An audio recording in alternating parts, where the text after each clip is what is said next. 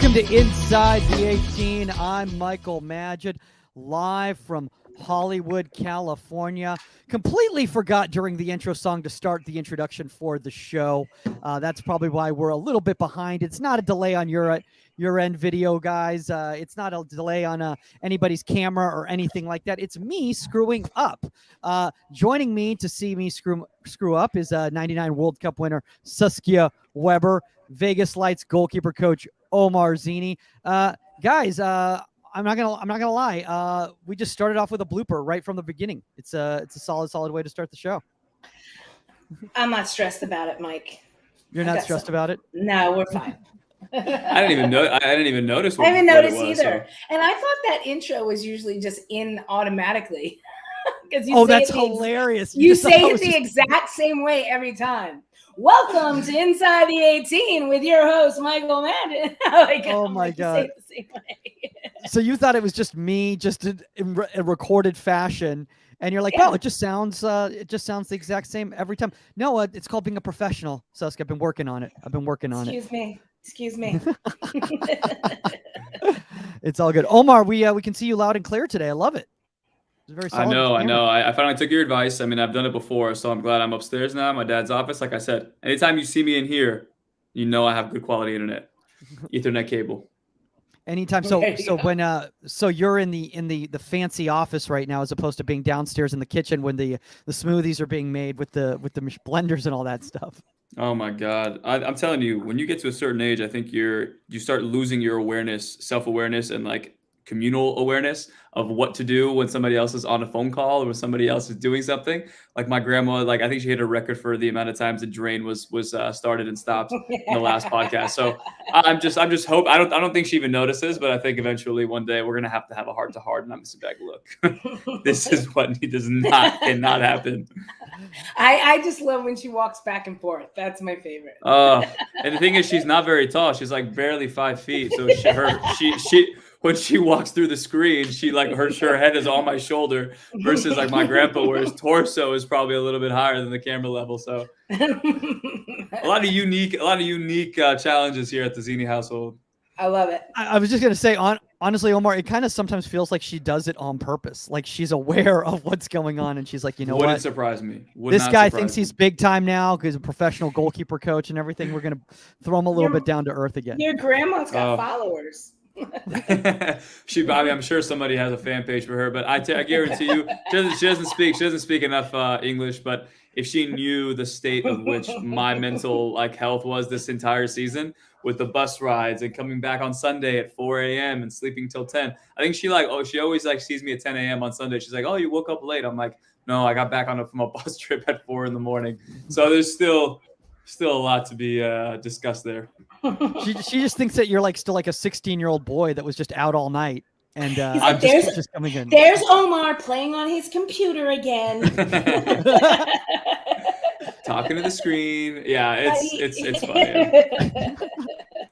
Well, guys. Obviously, for some of you guys who might be wondering, where the heck's the guest? No guest today, guys. We want to catch up with Omar and Saskia a little bit, because sometimes when we have guests, we kind of are focused on the guests, and obviously, Saskia and Omar have a lot going on right now in their own current seasons, and obviously, there's a lot going on in the world right now, and we thought it'd be kind of cool to do an episode talking about identifying coaching candidates and creating environments that create new goalkeeper coaches, the next generation of goalkeeper coaches. But kind of before we kind of start into that, I think what might be kind of fun for some parents out there who might be newer to the show is to kind of get a little background on how both of you kind of got started in coaching. Because I think a lot of them might know that, you've been coaching for a good amount of time now, but they don't know how it kind of started. Why don't we start with you, Saskia? Well, honestly, it's something that was, you just did it. I know that sounds weird, but back in the day, when I was with the national team and in college and stuff like that, in the summer, you found coaching jobs. That's how you kept training. And kept sharp for whether it was national team camps or games. because we didn't have pro leagues. We didn't, there wasn't a multitude of places. I couldn't play on club teams. There wasn't places to train. So the best thing to do was go coach a summer camp and be with other goalkeepers, be with, and players at lunchtime, after sessions, you train. And that kept you sharp. And so I started off really my coaching working for Tony DeCicco at Soccer Plus. And him being my national team goalkeeper coach, and then eventually my national team head coach, like I would, go and I'd do camps all over the country during the summer. And then I'd go into national team games or what have you. And so that's how I got my coaching start. And I love it. And I'm so thankful for it. I took a very big hiatus after then once obviously I went pro and so on and so forth. Like I didn't coach. I might have done a private here or there, but I didn't coach. And with like a structured team environment. And so and then after I retired, I took like a 10 year, I was trying to bite my tongue on that one, but I took like a long hiatus. And then I slowly here in LA got back into my friends that are here that I played with were like, hey, I have a kid if they ran clubs, and brought me back into doing privates. And so I would do privates here and there just to help them out. And then the LA Bulls, who again, Kelly Parker, Melly French, not two players I played against, but obviously Kelly's in the Hall of Fame for Canada, and Melly is, one of the best players ever in the W League. They brought me in to be like a part-time coach at the Bulls, which turned into goalkeeper coach, which turned into director of goalkeeping at the LA Bulls. And then with Amanda Cromwell being here at UCLA, I got a phone call in 2019 after they lost in the semis to Stanford. And I got a phone call about a week later and said, would you be willing to come on? I mean, probably the most coveted goalkeeper job you could want in the United States. And I got a phone call, and you don't say no to UCLA. You don't say no to Amanda. And that's where I am. I mean, I think, what's so cool about that, Suska, is, obviously is, we're definitely going to be talking about the fact of like, kind of creating that next generation of coaches. But I think it's also important for a lot of people out there to recognize that there are people that were involved in the game earlier that may have stepped away from the game, and maybe the opportunities weren't even there for them at the time. Absolutely. And now they are, and we need to encourage them to come back and educate and give back. Yeah, it just, for me, stepping away from the game, number one, was personal, and I needed to do something else in life for a little while, which I think is good for everybody, whether it's travel, study something else, or do whatever you have. But I think that also the opportunities were limited, and especially for females. And I know we'll get into that. So, yeah. Yeah. Well, speaking of that, speaking of opportunities being limited and things like that, Omar, I know that you said when you were growing up, opportunities to break down film and watch different goalkeepers and all that was a little bit more limited than it is today for a lot of these young kids coming up and a lot of these young coaches coming up here. But I know that you kind of got your start, in regards to helping out a little bit with Davis, but then it was really your social media that really got you into coaching.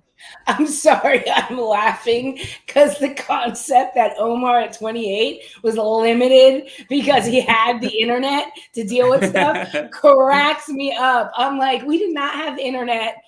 Breaking down film was like a beta tape or maybe a VHS, like that you had to run all the way through and fast forward and back it up, and sometimes it break and you had to screw it yourself.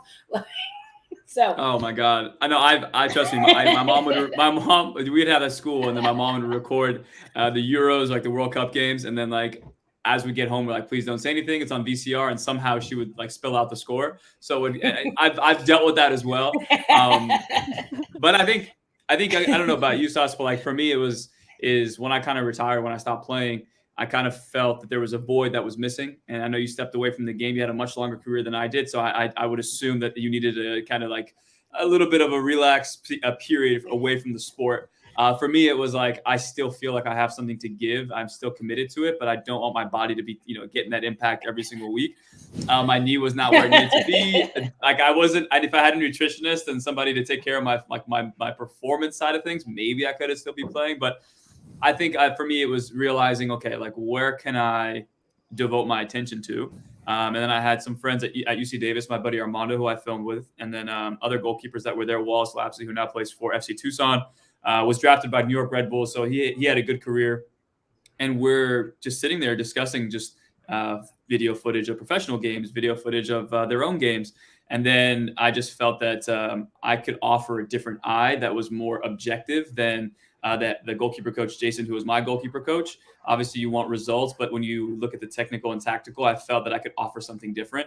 So that's kind of, and they liked it. They liked my breakdowns. They enjoyed the conversational side of things. So I think that like lit a fire in me, and I was like, wow, okay, there's something here that I really like.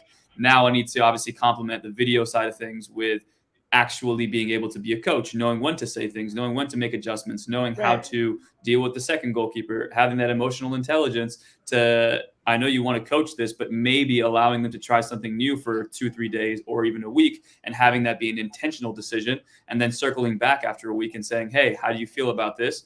Versus you they're installing it one day and then they do it and they don't know how to apply it, and you're beating them up then. So that's where I felt I needed to really get better at. And fast forward a few years with social media, and obviously Sask, Mike, and Mike is, as much as Mike doesn't want to say it, for the longest time, he'd be like my biggest critique. My biggest critique on videos, he was like, but why? But how is this? And why is this? And I always looked at him, I was like, and he would always apologize. Even to this day, he apologizes a lot. Like, I'm so sorry. I didn't mean that to come off as like a negative thing. But as a coach, you need, and as I'm getting older, I wouldn't say wiser, but like as I'm realizing why my parents or Sask or Mike, you guys say things in certain ways, it's because you have wisdom and you have experience. So I think that's where as well I want to provide that for the goalkeepers, where we want to make sure that we're hard on them, but it's constructive. I'm not here to destroy you, destroy your character, destroy your career, but more so you have a standard. You've shown me that standard. Let's maintain it. Yeah. And you know, I will be honest, and Mike, hold on, Mike, I will say also giving me some confidence and everything in coming back. Like, it was one thing, like, no knock on coaching club, and it's amazing, and working with the Bulls and everything was great, but coming in at such a high level from nothing, from taking a hiatus to coaching, young kids, to all of a sudden the number one prospects in the world.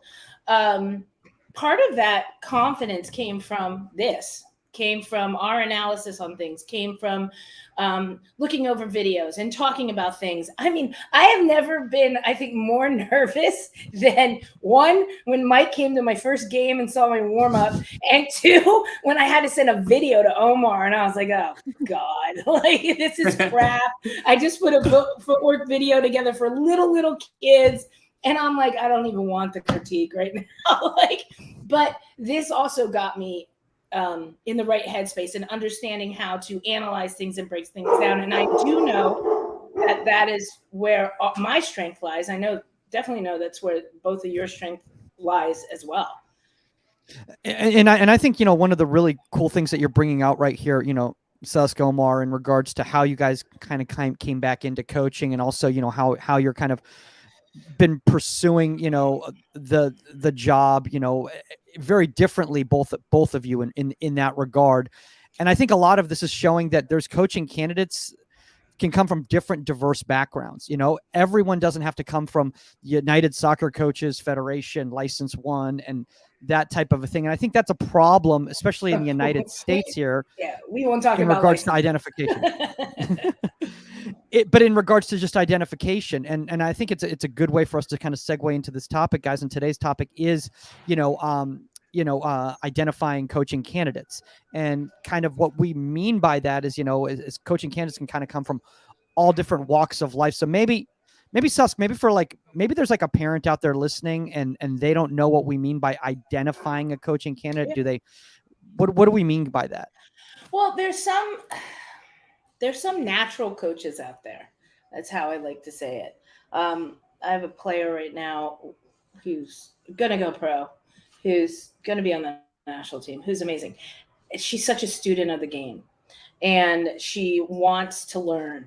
And if she's not playing, she'll stand by me while I coach the goalkeepers, and she'll ask why I'm doing things and what do I mean by this and what do I mean by that, and she'll give me her opinions because she eventually wants to be a coach and she knows it. She will have a very long career professionally and on the national team, but she eventually will, and that makes me happy because back when I played, it was not, I never thought that way. It wasn't like, okay, I'm going to do this, I'm going to do that eventually because I want to be a coach. I want to coach college. I want to coach the national team. I never thought that way. It was like, and so that's one way, there are some kids that are just students of the game. There are other people that want to be, and we're here to teach them how to do video analysis, teach them through training, teach them through videos, teach them through podcasts and everything, what to look for, how to look for it. Not everybody has to be a player. I mean, I believe it helps to be a player to be a coach. I really do. And especially at an elite level. But at the younger level, parents, if you're out there and you got tasked with coaching your, the AYSO team or whatever it is, we're here to teach you and we're here to learn. And so right now, it's the ability to do that's in your hands because of social media and because of everything.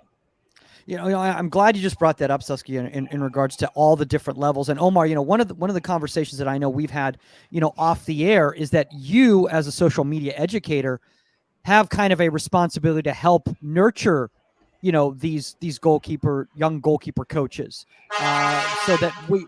One of the arguments out there, by a lot of people is that, there's not enough quality goalkeeper coaches out there. There's not enough quality goalkeeper. Why is that? Are there not, or are they not being given the opportunities because the right people aren't helping them because they're not putting the time into it?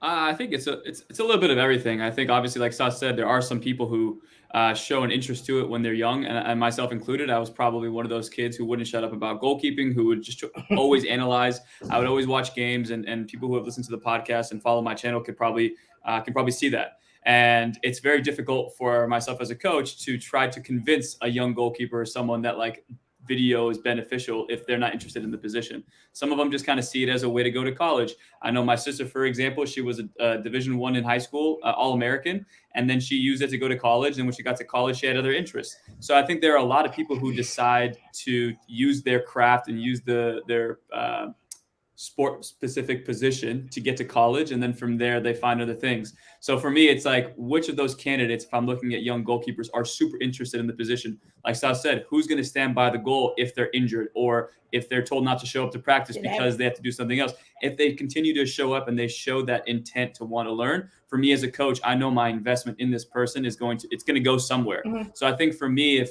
I'm not sure if I'm answering your question, Mike, but I do know that myself, if I'm going to invest in somebody and take a vested interest in them, I need them to take an interest in the game. And then as long as we have a shared interest, then I know for a fact, I'm just going to teach what I teach. And then if they learn from it and they want to ask questions, then so be it. It's very difficult in anything. And I've noticed even young kids who have no interest in it, trying to teach them or trying to engage them in conversation when they have no interest in having it. So I'm not saying that I'm sure there are people who are being passed up, but I think, Mike, to your question, you and I were on the phone, not enough kids at a young age are being taught the position well enough so Good that point. If any of us stepped away, as my goalkeeper coach at the Galaxy would say, is I want to teach you so that I don't have to be on this post standing next to you, telling you how to come out for a cross, telling you how to come out for a 1v1, to make sure you pause before you come out for that cross, where to deal with the punch.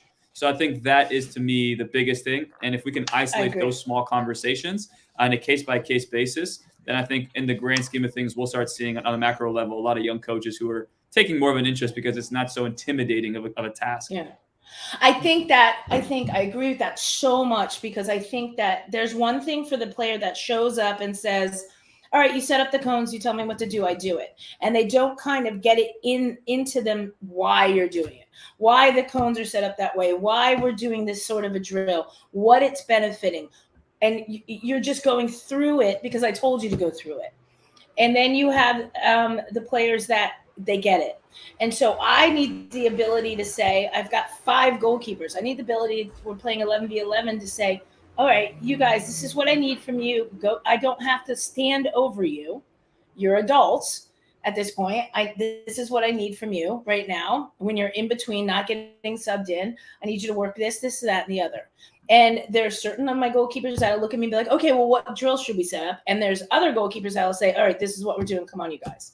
And so when I go away on an away trip, I will call it out right now. I will turn to Adalia and I will say, Adalia, you are running the show when I'm not away. When the reserves are practicing and goalkeepers have their warm up, put it together. And we'll go over what we want from her for the 3 days, and she will run the show. And she can do it. And she's a coach, and she can put the drills together, and they will listen to her. And I trust her with her philosophy and everything like that. That's a coach. Yeah, I think to that point, Go ahead. I think it's obviously, if you are, and that's the hard part, guys. If we really dial it back, and I think if I look at all the opportunities that I was looking at when I started, for example, I went one time to an AYSO camp like 3 years ago, and they said, hey, we're going to have you be the goalkeeper coach, and we're going to have a few more coaches on staff. I showed up. It was a Sunday afternoon, Sunday night. And it was literally 2 coaches, myself and this Jamaican guy, and there was 45 goalkeepers. So that's just so again, these kids just want to have fun, but you're being thrown into a situation, you're getting paid minimal amount of money, and then they're saying, here, this is kind of what we think of you as a professional. Go do this role, and you're not going to have the resources. Then I remember one time that same club, they offered goalkeeper training, and they said, hey, we have a goalkeeper coach. You should go, train after him. So I went up to him and I started asking him questions.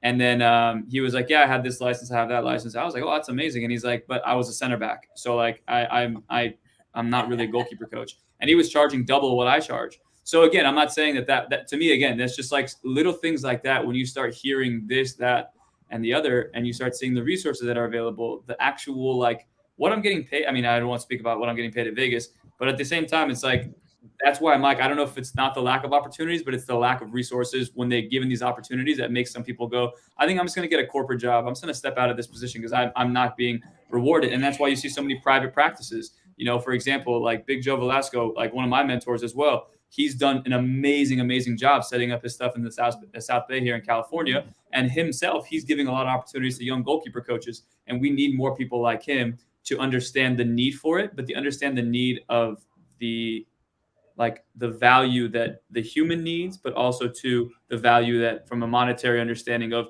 I'm going to put you through your paces. I'm going to make you work this camp, but we're going to work on you making money, but also you understanding how to run a camp, how to create a business, how to understand how to coach young kids, how to be that person, that mentor, put your arm around their shoulder where they just lost a game and they can't talk to their parents or their coach or their teammates because no one wants to talk to them and they call you. So little things like that I feel if we can take a step back and say, we didn't have those. We weren't afforded those resources. But like Sal said, give the players the opportunity to find their voice early on. And then eventually when they get to that point where they're going to have to be the voice, they've already practiced it enough. Yeah. There's a comment here in the comment section that I kind of want to throw up right here because I think this is really, really important. And this comes from Jesse Goldman, who's the women's goalkeeper coach over at Pitt. And he goes, Jesse. Hey, Jess, how are you, man? Don't think it's a lack of opportunities. I think it's that those opportunities are unpaid or a little inconvenient and may not want to take advantage of that. There's always opportunity. Go and find it, ! And so, Jesse, I'll answer your question. I agree with you 100%. I mean, and we can dumb this down and be really blunt about it. I can go out to, sorry, I'll call the Bulls out. I can go out to Bulls practice and have to be there 4 nights out of the week. Let's say, 4 hours a day, drive out there and everything like that. Or I can do 2 days of privates on my time, not having to go anywhere in space and make twice as much money. So it's not that I don't care. It's that, I have to sustain a certain life and time management is important. And and that sucks to hear. And I know everybody's like pay to play and this and that and the other. Well, guess what? It's not paying that much. And sorry. And as a goalkeeper coach, when you're in a specific position, nobody's looking at you that much. Then it turns around like you can get a little bump in pay if you take a team. Well, that takes another 3 days. That takes now 7 days a week making nothing. Again, 2 days can still pay me twice as much. So with a couple players and just focusing on goalkeeping and my place, my time, not having to drive anywhere. You have to answer those questions for yourself. And so there are opportunities out there, but can you sustain a life doing it? Sorry, it's true. Yeah. And Mike, just to add on to that, I know, so there's two different paths, right? One, for example, myself, I don't want to leave Los Angeles. So the opportunities that I could potentially have other places, I'm limiting myself to this position. But even though, and even that, with Cal State LA, Mike, you reached out to me and said, hey, a guy that I play with who's one of the assistant coaches at Cal State LA, they're looking for a goalkeeper coach. Call him. I called the coach. They said, hey, we don't have, it's $2,000 for the season, right? So it's like a 5-month season. And we're going to have you as a volunteer, but I'd like to have you there every day. So again, that was an opportunity, but the resources were not great. However, at a young age, luckily Mike and other people around me were like, okay, what's the net value that this coach or this program is going to give you? One, they're winners. They win all the time. That's a great program. So that's going to be good on my resume.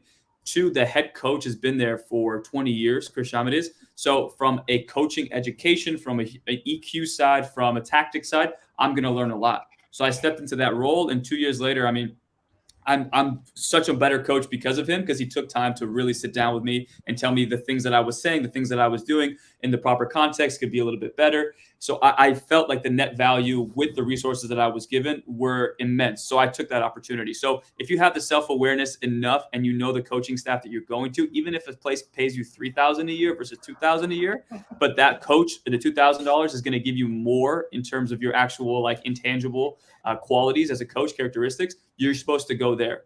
And then I think the other side of it, we look at Andrew Sparks, for example. Andrew Sparks, I think he started at Swansea as a young goalkeeper. He wasn't that tall. I think he's like probably 5'10". Early on, he realized he wasn't going to be a pro. And then he realized, okay, I need to get my coaching licenses. Got his coaching licenses super early. And then once he got those licenses, he got opportunities in Austria and different places around the world, took those opportunities, and now he's coaching in Southampton. And people look at it like he's in the Premier League now, Southampton. But if you like really scale back and look back at his early days, he took any opportunity in any part of the world and moved. So that's what I'm saying. There's opportunities, and sometimes they may not. It may not be on paper like, hey, in 2 years, these are the but things Omar, you said it right. You don't want to leave LA. I'm not leaving LA. I feel the same way. Thank God UCLA called, because if somebody else didn't, I wasn't moving. Thank God LAFC too called. That's the thing. Exactly. Yeah. And by the way, everybody, if you think I'm being an asshole out there, I'm actually a volunteer coach at UCLA, and I do not get paid. So anybody that thinks after what I said that, yeah, and being the number 3 team in the country and everything, yeah, I work my butt off. Now we can get into logistics, but we won't. But there are camps and stuff like that. But at the end of the day, no, I don't take a salary. I don't have a salary. But I think, you know. But again, I trust the coaching staff. And what? Go ahead, Mike. No, I was just going to say, and I think you brought up a good point in regards to Omar and you both in regards to the money, resources, how much money people are getting paid. Because I think one of the reasons why a lot of coaching candidates keep getting recycled over and over again is because people are scared about using their limited resources and taking chances, because they're like, well, we know so-and-so's been working for this many years with this. We know they can do the job. So-and-so might take a little bit longer to get up to speed. And so if there's not the opportunities given and people aren't willing to take risks, and you know, Omar, I would say honestly, the fact that, you know, a Cal State LA, a Division II school, was willing to give you that opportunity with very little coaching experience at that level, you know, opened up doors for you that you might not have gotten if you had just tried to waltz into a D1. But Mike, I agree with that. But there's also a difference here. There's a big difference age-wise between Omar and me. And look, you turn to me and say, listen, we want you to move and coach Manchester United's goalkeepers. We're going to give you a great salary, and we want you to uproot, move your family for, you know, the season and stuff like that. Then yeah, it's probably something I would consider. That doesn't happen. Not to women's coaches. Sorry, not to female coaches. Not often enough, and not worth it. And so it doesn't. And the money's not big enough and good enough. And right now it's not. And women coaches don't get the respect enough to do that. So I'd rather be a volunteer here at UCLA and win a national championship than, you know, make $50,000 and have to uproot my entire family and live, you know, in a tent in Manchester. Yeah. Go ahead, Omar. No, I think again, to that. I mean, I think it's a really good point. I think to that point, there's a reason why people like TKI, for example, Jill and Maria over there, and I always forget. It's in New York, Jersey. No, it's in New So Jersey, South New Jersey. I know. Jersey. I'm so sorry. Sewell, New Jersey. Sewell, New Jersey. I always get it wrong. Okay, so in Jersey, but like if you follow them the way we follow them, and you see their social media postings, and again, they're aware that the women coaches need to have mentors and mentorship. They've gone out of their, I would say out of their way. I think that was their natural calling. So they went in their natural calling, use their expertise to now build up coaches who not just goalkeeper coaches, but strength coaches. They have everything going on at their facility. So then you see stuff like that. And like you said, Sask, like, why would I go to a big club if now I can create my own resource? I can essentially give my message and have that bottled through these players who go off and play at the ACC championship, who win national championships. And now my message and my, like, I guess what I preach is being proven to everybody else. So I think that's where we need to go as well, is that understanding that if you have something powerful, whether man or woman, but you can pass that resource through those goalkeepers and then give them the idea that they can also do exactly what you do and then build their own facility or, create their own business from that. I think that's how, in my opinion, I mean, I started off as a private coach myself. I attached myself to a college because that was important to be around a college establishment. But for me, I was a private coach and I had a lot of people giving me advice and realizing I can make more money on my own. But then in the grand scheme of things, like, I need to have mentors around me. And it's really difficult when you do a private business. But if a big business comes to you and says, hey, we want to help you and take your private business and get better, it sounds like a pyramid scheme, but essentially to help you do that. I'm thinking about The Office where, like, he draws the pyramid in the show, but essentially that's what it is. And again, you look at, TKI is a great example of that, and really uplifting and helping young goalkeeper coaches and young goalkeepers, not just on the field, but through understanding the position, writing down their goals, like really prophesizing what they want to do in life. And I think, again, that to me, Mike, you start that early on and you get these kids thinking of like 5-6 years ahead of other people who were introduced to that in college. You introduce that to them when they're 14, 13 years old, then I think you have a winner right there. Yeah, and you just brought up something, Omar, fantastic, great example in regards to TKI, because I think one of the things you'll see is that centers like a TKI, you'll see as those generations, graduate from being players and start becoming coaches or young pros or whatever, is that you'll start seeing people that come out of a facility like that, in an environment like that, are going to start taking these jobs. You know why? Because they're more qualified than anybody else. They're so much better than the other people that are out there. No matter who and so's friends with so-and-so, they're just going to be like, undoubtedly, I have to hire these people. But just think about it. Without a shadow of a doubt. Yes. But also think about it too. Like, how many times have somebody said, oh, Saskia, work with this coach. Mike, you work with this coach. And then that working with that coach, for better or worse, sometimes I think in the professional game, you see a lot of coaches get opportunities because they played for this team or whatever. But I think if you look at it, this goalkeeper, Kaylin Sheridan, she works with TKI. And now because TKI is highly respected, now you go, oh, okay. Now we know that Jill and Maria and their staff over there are really, really fine-tuning the nuts and bolts. So again, now I don't know if they even see that, but you're putting your stamp of approval of TKI working with them. Now it carries a lot of weight. It carries a lot of volume. And I think that's a huge piece to the big puzzle of not just helping young goalkeeper coaches, but helping young female goalkeeper coaches and the male goalkeeper coaches there as well. But obviously when you have Jill and Maria heading there, you want to make sure that you're uplifting and having more women goalkeeper coaches taking these bigger roles. Yeah, listen, I'm not sitting here saying like women goalkeeper coaches, like we need more of them. That's my point. Actually, I am saying that. The bottom line is because lack of opportunity and everything, you do leave. You just went to a 4-year university, you got your degree in neuroscience, and you're going to schlep it around with, at making like $1,500 a month with student loans and stuff like that. What are you talking about? And so people drop off. The opportunities aren't there. And I think that because of that, and because I'm actually saying that, but Angel City's coming out with a great thing, but I'll let that announcement come out in 2 days. I think that because of that, we see the same people getting recycled, like you said, Mike. The same, and listen, they're great goalkeeper coaches out there. all my goalkeeper coaches, other than Robin Copperthwaite, were men. And Robin didn't continue on like to the level she could have as a coach. And she was trained by Mulqueen. She was trained by Blodge. She was trained the same as I was. So I think that you just are getting the old boys network recycled. And you know where I'm going with all this, and we will have to talk about the elephant in the room at some point. But, you know, and it is opportunities. It is.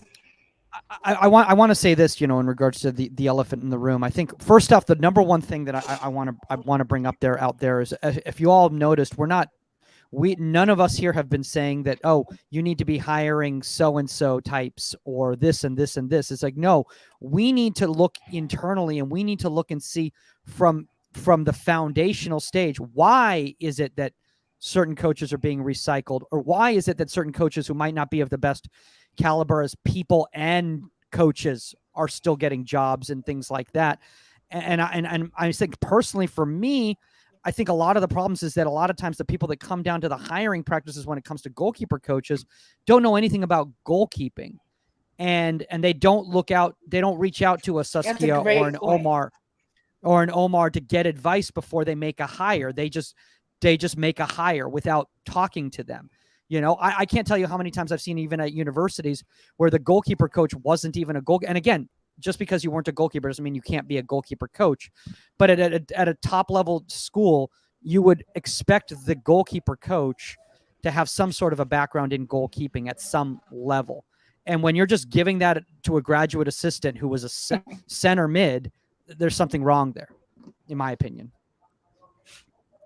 No, you're right. Yeah. Yeah, I mean, you know, it's I agree with you. I think it's a lack of knowledge about the position.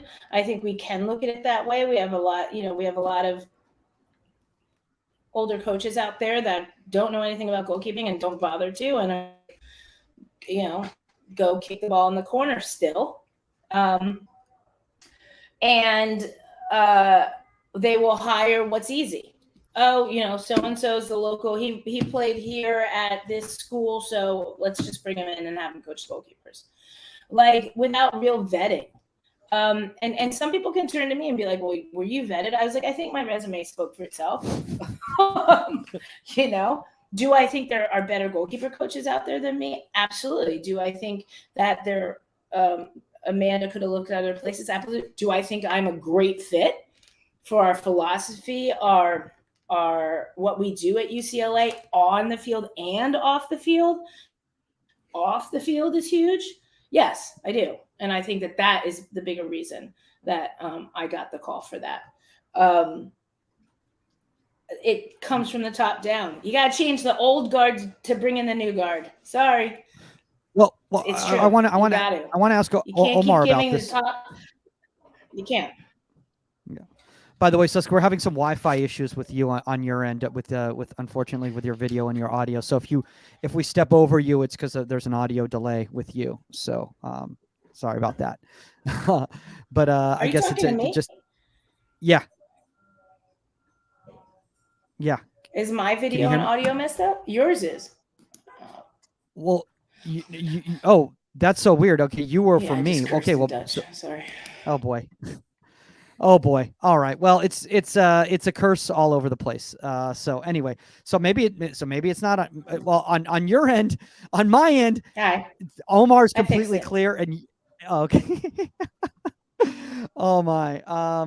Anyway, speaking of that, Omar, I want to ask you this, because I think one of the things that happens a lot of times too is that coaches will hire goalkeeper coaches for a certain environment, and that's the wrong environment for that goalkeeper coach to be successful.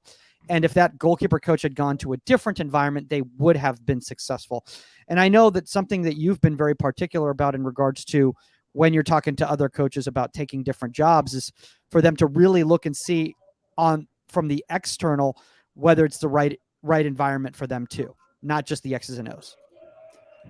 I think that's a double-edged sword. I think you need to, at the end of the day, like if a coach sees some potential in you and the job may be a little bit too big for you right away, but at the same time, they know that you can grow into it. I think it's an opportunity that a coach like myself would try to give somebody if I saw potential. And then at the same time, those kids might come in and the potential you saw, they just never reached it. So I think that's, for me, that's like a double-edged sword. I don't know which way to go on there. Slippery slope for me. So I will say that sometimes you just need to take a chance. And for me at Cal State LA, it was a safe chance because it was here. But again, I saw what the coaching staff looked like. I saw what the winning program was. So I stepped in with, like, I guess, a calculated risk that even if everything went wrong, we didn't win a game, I know for a fact the coach and the way he spoke to the team, spoke to the players, I'm going to learn something. Thank you. I agree with that, Omar. I think that my only holdback, other than not leaving LA, would be if it has to do with how the head coach. It has to do with how the head coach handles their players, handles things. Like if my philosophy and your philosophy is totally going to butt heads, then it's just not the place for me. Yeah. Sorry, it's not. Yeah. And I mean, even for example, like this season with Steve, like I'm learning, we haven't won many games, but I'm learning so much from Steve because obviously he played in Germany for 16 plus years, played for the World Cup teams for the US, just got inducted to the Hall of Fame. So he knows so much about the game. So for me, it's like I know goalkeeping, sure, but at the same time, like I don't know how he wants me. Well, I'm not. Listen, learning is different. I'm not. No. This is like aside from your point. I was just saying that, like, from the idea of what can you get from a head coach and what can you get from an opportunity that may not be the most ideal. The ideal situation would obviously be for us to be competing for a playoff spot. We're in dead last. We just broke a 10-game losing streak. So for me, mid-season now, I've made those mistakes. Let's say out of that 10-game losing streak, the first game to the 5th game, we start seeing different trends with the goalkeeper. By the 10th game, you've already made those mistakes. You've already spoken about those mistakes of the goalkeeper, our defensive mistakes here and there. But then the head coach now steps in and says, okay, this is what I want from our goalkeeper moving forward. This is how he can be better within our system. This is how we're going to want to play. So now I'm learning not just from what I want my goalkeepers to do. Oh, there goes my dog. He agrees. Cairo's a big proponent of you taking. And I agree with that. Like what I mean by philosophy is, don't bring me into a situation where you just think my job is to kick balls at a player and shut up. You know what I mean? Like then you can have a grad student that's a field player. And there are lots of coaches out there that do that. They don't want your opinion. They don't want anything. It's their way or the highway. It's their system or this. And I've run into coaches like that are like, no. And they have no idea about goalkeeping. So, that's what I mean by philosophies. I don't mean I want to learn from everybody. I learned so much from Amanda and multiple coaches that I've coached with. But if that's your idea of goalkeeper coaching, don't call me. Sorry. Yeah, and I mean, even for example, again, I'm learning a lot more about the back four. I told Steve, I texted him recently, and I said, for better or for worse, some of our mistakes in the back four have taught me and expedited my understanding of what you want from a back four or back six. But even now, I'm seeing the little nuances about the whole team sliding through. So making sure that far side guy's, left open because that ball has time to travel and you have time to slide back over. So now from a goalkeeper coach perspective, now I can layer what I say and how I coach beyond the inside the 18. Shameless plug there. Aside from the inside the 18, but more so like, okay, be a pessimist. How can we communicate in these situations? If it's too loud in the stadium, how do we use restarts to communicate that to our center backs? Okay, if they're not understanding it during the game, you bring them in, take accountability, watch film with your center backs. So now, again, that's just something that I'm learning from the head coach that me as a goalkeeper coach may not have been able to look at this team and say, this is how I want to I want everything to process. Yeah. And I will say that is a thing, as if you're in total life's goal is to become a private coach and just do private sessions, that is where you're going to hit a wall. If you're not understanding how the game's changing, if you're not understanding new systems, like 3 in the back. I mean, when I was growing up, who the hell ever put 3 in the back? I'm like, where's the other person? Well, that's because the outside backs never went up the field back when they always stayed back there. They did with the U.S. team. I mean, they ran marathons, but I was like, a triangle? What the hell is that? So I think no, but this is true. So any coach out there that thinks that they know what they're not going to learn is ridiculous. I learn every day. I didn't roll in here being like, all right, I know everything. It's my way or the highway. I'm like I said, I was like, where's the other ballot back? What is this? Well, Mike, I think you see what Miguel Martinez wrote. Yeah. Let's put that right back up here. So he goes, Omar, do you want to read it out? Yeah, I think he just says sometimes your salary won't just come from coaching. If resources are limited, there are other ways to sustain yourself that are not in coaching. And I agree. And I think, for example, Miguel, you and I, we've done private sessions, so we understand this. I think everyone here has done private sessions, but I know Miguel has done like multiple per day, and we've all probably done a lot per day. But by the third session, the person you are in the first session, your energy and your ability to strike the ball, it becomes extremely difficult. You know what I mean? So it becomes a lot more difficult to actually sustain that level of energy, that level of, I won't say confidence, because you have focus to stay in it and give that same person in the third session the same as the first one. So I think, yes, and that's the hard part too, is that I wish it wasn't that way, where we didn't have to look at other jobs and have other, supplemental income. If coaching was the only thing we needed to worry about. And I'm seeing it with LAFC as well right now too. It's like, I'm not supposed to travel. I mean, pull the curtain even more. I'm not supposed to travel. But again, I saw the net value of me traveling and learning from the head coach, learning from the assistant coaches, and asking a ton of questions. So I think there's opportunities, but sometimes you have to look at what are the other things that I could learn in this process that are going to make it worth it when the financial or the monetary gain isn't there. Yeah. And you also have to remember something. I mean, we're talking about too, I don't know how old Miguel, it's a great point and I love it. But we've all, we've been down that road, and yes, there is supplemental income, but when, like an Omar, like myself, when you're putting that much time in and traveling that much and you have a family and stuff, unless you want to get divorced, if you're making your supplemental income every day, that you're on the field every day with your team, it's going to be a lonely existence after you get older.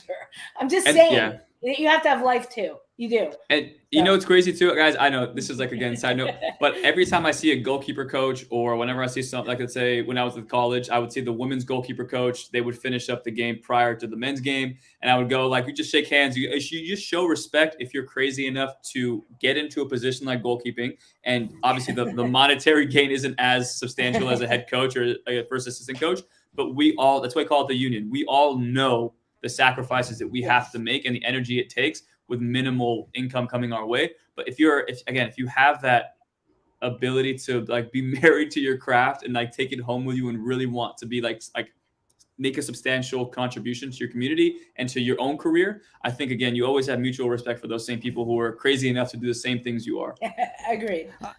There's a great point here from Jess. I want to throw this up right here, in regards to community and kind of, creating a philosophy of young goalkeeper coaches that kind of all kind of have the same type of philosophy. He goes, speaking of philosophy for young coaches, how can they start forming their own philosophy to find out if they'll be the right fit with the coaching staff?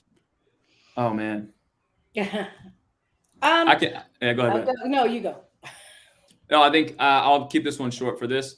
I think that when you're a young coach and you work for different clubs, that's usually how it works. You work for different clubs until you realize you're fed up and they're not paying you enough, or they're not giving you the amount of field they told you were going to give you. That's my favorite. We didn't talk about that one. But then you have no idea what I'm dealing with right now. So I'll tell you after your point. So, I mean, to Jesse's point, I think, in my opinion, again, if I can give any advice to any young goalkeeper coach, in every opportunity that you have, you're going to learn something, whether something that like you have a certain like threshold and bandwidth and like they're using you too much and they're not paying you, something as small as that, to, okay, the way they want me to coach these goalkeepers is not up to the standard that I want. So I think for me, it's every opportunity you get to learn something and learn something from the philosophy or the club's philosophy of how they want to go about training those goalkeepers. And then after you do all that, in my opinion, you start taking the bits and pieces from each one. And for example, the American and the English one is all about technique. It's just very technical. That's how I was raised.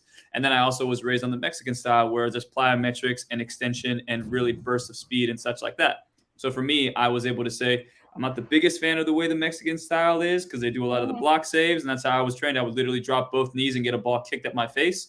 And then I would have the coach for my Galaxy would say, Omar, you're doing a little bit too much of like that Mexican style. I want you to be more of the European style, more technique, catch more balls, stop parrying balls, stop putting your knee down. But so now I'm getting all these philosophies and I'm adding them up and I'm realizing this makes sense. This doesn't make sense. I feel comfortable coaching this. I didn't feel comfortable coaching this, but then I did more research and I looked into it a little bit more and I actually understand it and want to pursue it even more. So every coach will have their style, but if the opportunities that you've had, you've been able to actually take the good and bad from each one, eventually you'll be able to fit into any coaching style. And then after the season, if it's not a style that you want to be a part of, you say, thank you, but no, thank you. I'm going to go look elsewhere.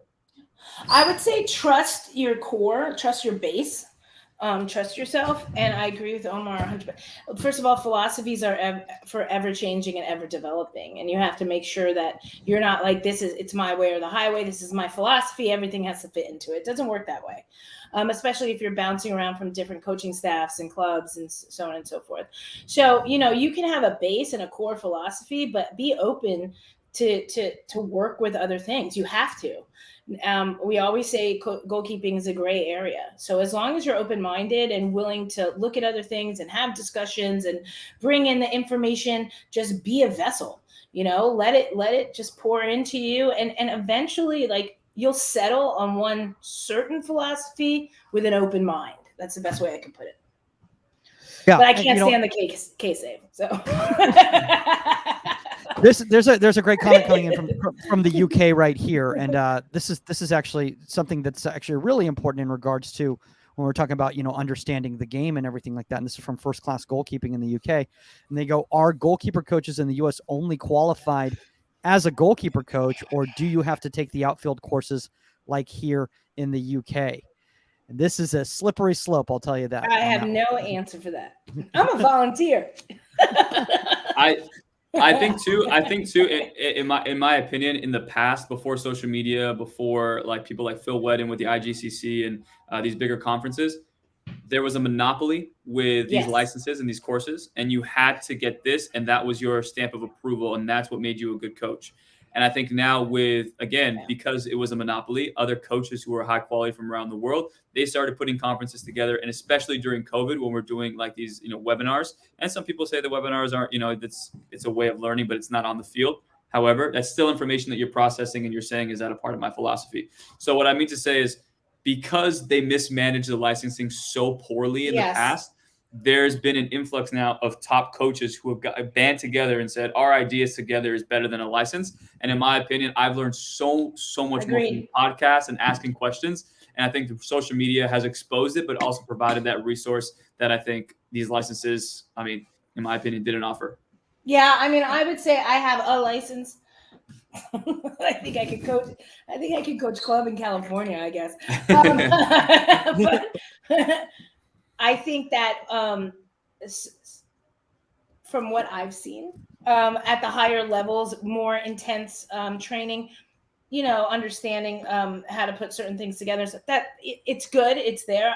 I've learned, I agree with Omar. I've learned more from being there and learning from great coaches and learning from other things. And I went to my class for the day, and I was asked to speak about something like it was like no hit on it. Like I get it, but it's for in my opinion, the license I went for was basically for my dad to go and get the basics so he could coach like AYSO and get some pointers. And I get that, you know what I mean? So, Yeah.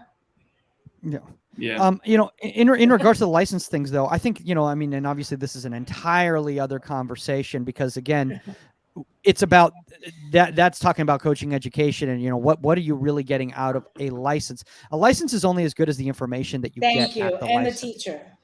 Mm-hmm. So we need to really look and make sure that when it comes to coaching education, and shout out to IGCC and Phil and people like Tim Dittmer with what he does with the FA. But I think a lot of things fell into a money thing, and that became very obvious. It became incredibly obvious. Like, how much do you have to pay to do what?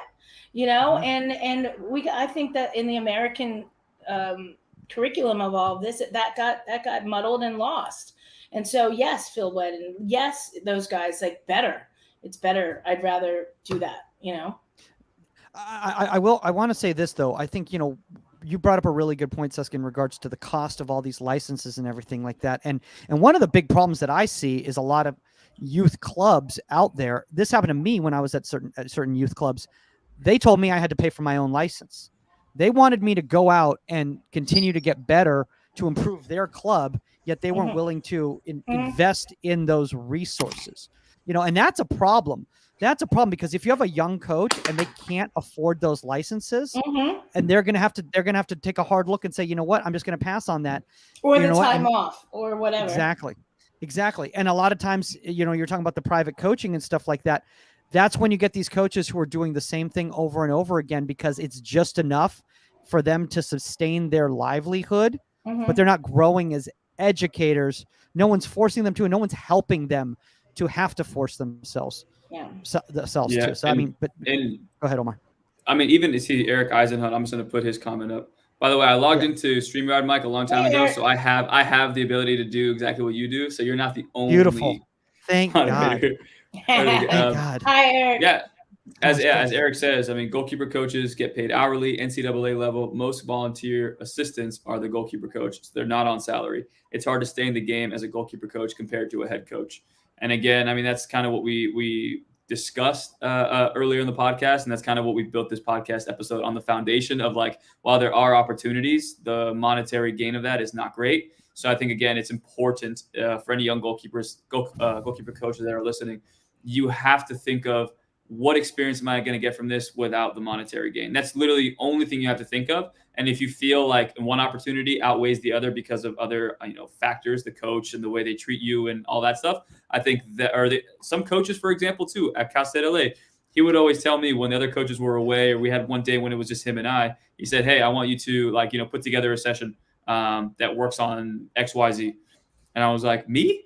I'm the goalkeeper coach. He's like, yeah, but I want you to provide more to the staff than just that.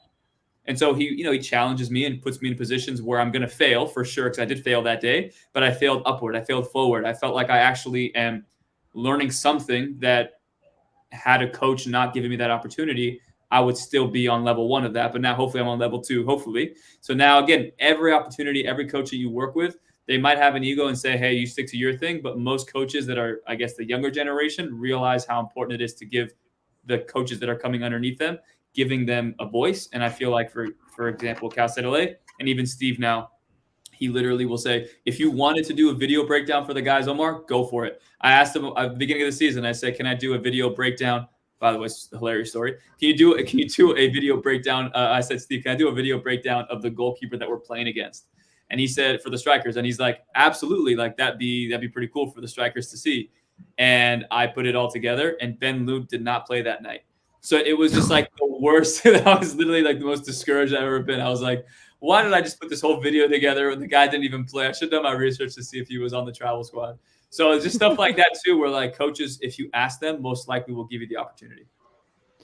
I think you're right, Omar. I think it's a two-way street. It's not just up to the senior people to make these opportunities happen and to create these learning environments, but it's up to the young coaches or the young goalkeepers and everything like that. By the way, with that, real quick, go ahead. Again, social media is huge. Miguel, if you're still watching, again, for example, myself, I know who Miguel is through social media, and he's crazy just like me. He writes these long paragraphs, and he takes time to film his sessions. I think I have Miguel on my social media, if I'm correct. Okay, good. So you see Miguel's post. So I see Miguel's post and I read his comments. And again, if I'm ever in a position where like I do get a position as like a coaching instructor or whatever, he's one of those guys that I go, okay, he gets it. He understands. And even if sometimes if he writes something that like makes sense to him, but I'm still questioning it, at least he's putting those ideas out there and I'm internalizing it. And I'm going, that's actually a really good point that I probably would have never thought of. Yeah. Or I agree, or I'm going to have to agree to disagree. But again, those young coaches now, they have a voice on social media, which is, in my opinion, a great equalizer. And now for me, if I'm somebody in a higher position, hopefully in the next few years, I can say, Miguel, I want that kid because I know he's going to give it all. Yeah. I think you just brought up a really good point right there in regards to like, that he's going to give it all. That he's focused on it. That he's got the right intentions in regards to why he's doing this and everything. And obviously, we've been discussing, kind of like the financial non-incentives, for sometimes for people to continue on into coaching. But there are some people that have gone into coaching for like nefarious reasons and everything like that. And obviously, as we all know, a lot's been happening in the world in the past, week and a half. Well, not honestly the past week and a half. It's been happening for eternity. It's been happening for a long, long time. And Suska, I know this is something that's important to all of us here, but especially to you because you've lived this yourself. I know that we're talking about, lack of representation, and we're talking about, the wrong coaches and everything like that. But guys, I want to stress this here, that being a good person first and foremost, if you look for young players out there that are good people, young coaches that are good people, you're going to be able to create good coaches, right, Sus? Yeah. Listen, obviously we're talking about all the news and the sexual harassment that's come to light, and the harassment, whether it's verbal harassment or what have you over in the NWSL. This has been happening forever. I've been watching this happen since my career. It started 35 years ago. So we have to be better. And I do want to say that there are 95% of the coaches out there, 98% of the coaches out there are amazing coaches and put their time in and respect everybody and do right. But I think it's systemic in the sense that we keep recycling coaches, is what we talked about earlier. And we keep the old guard in that keeps bringing in the same coaches and the same people doing the same thing over and over and over again. And we can't make players great and kids great through fear, through anything. We have to be tutors. We have to be mentors. We have to be friends. And what's happened is horrific. There are people out there that I would say it's the old boys club, but there are women out there that have helped perpetuate this as well. And you know who you are. And, you have to answer to whoever you answer to. Karma's a bitch. And it's too bad that it took so long and so much hurt for people's voices to come out and to be heard. I stand by everybody. I've been through it, so I know it. Everybody here inside the 18 is horrified and supportive of the victims, and hopefully we can make a change. Hopefully change will start to come. So, Yeah, I mean, and obviously, in regards to this, I mean, my personal thing I want to say out there to anybody out there who's in a position of power, from a hiring standpoint, and why, when we're talking about identifying coaching candidates, is dig a little deeper.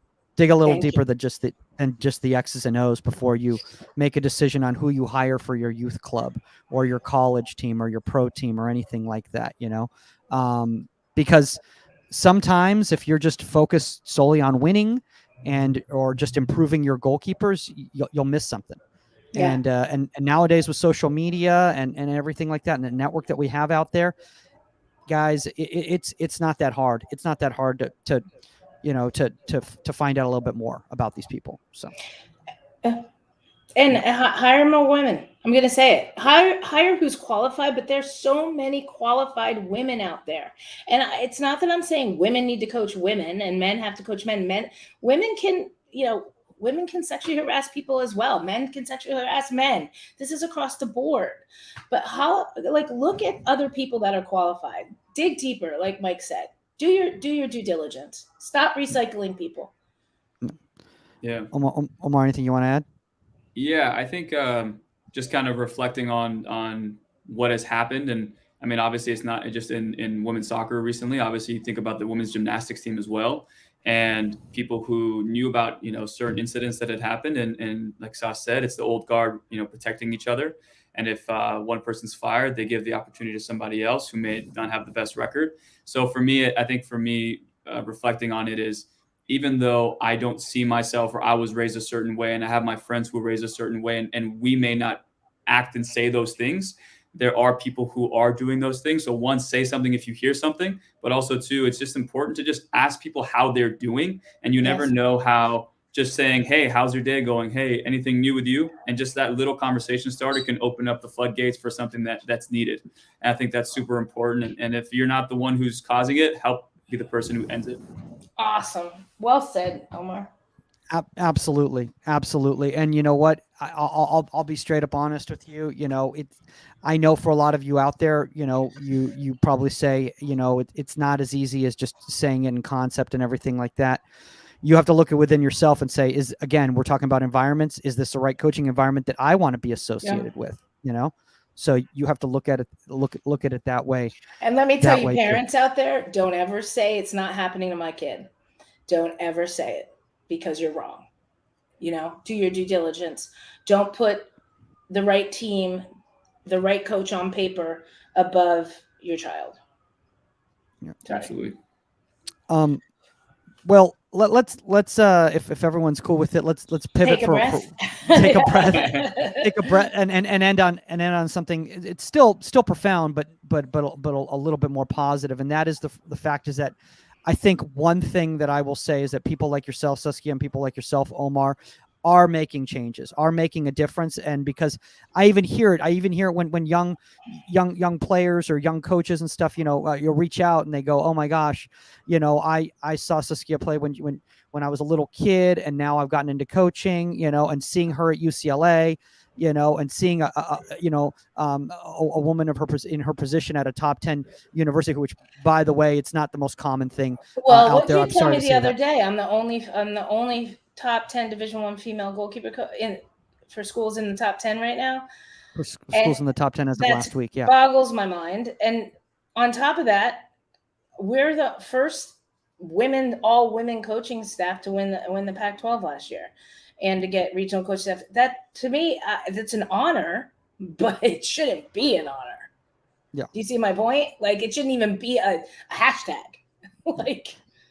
And one thing that we really are wanting to do, especially with an upcoming program that we're going to be involved with, a platform that we're going to be involved with, is create these communities where everyone who is like-minded and, you know, maybe going through the same experiences or whatever can communicate with each other and be mentored by maybe people who are in a little bit of higher positions and everything like that. Because unless we create these initiatives, unless we create these communities and these groups for people to be able to communicate open and honestly and keep getting better, it's not going to change. You know, if you're wondering why there's not representation from this marginalized group or whatever, you know, it's because we need to all work together, you know, and it's got to happen internally. It's not going to happen externally. It's got to happen internally. So I don't know. That's my last little soapbox thing to say right there.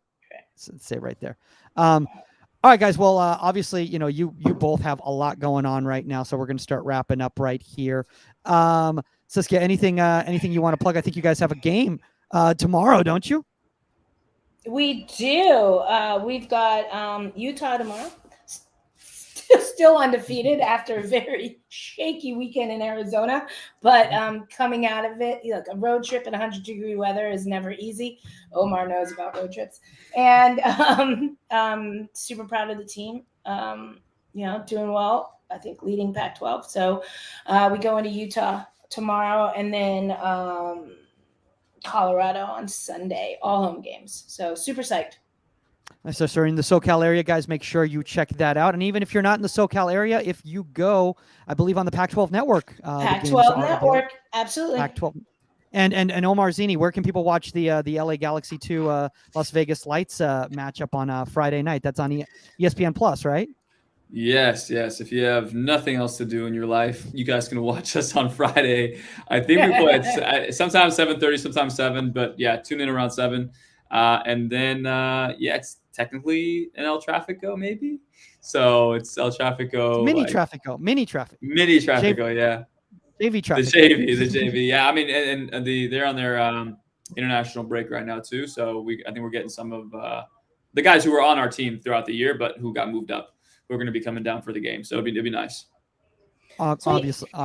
Obviously, guys, and obviously, you can reach out to us if you have a guest suggestion or a topic suggestion. Contact at inside the 18. That's the number 18media.com or at Goalkeeper Podcast on all social media platforms, at Saskia_Weber directly for Saskia, at ProGK Academy _ for Omar Zini, at Michael Magid or michaelmagidcomedy.com for myself. That's all the time on Inside the 18. Everybody, thanks for joining us for this special topic presentation. I think it was a very, very important episode, and we are out. Later.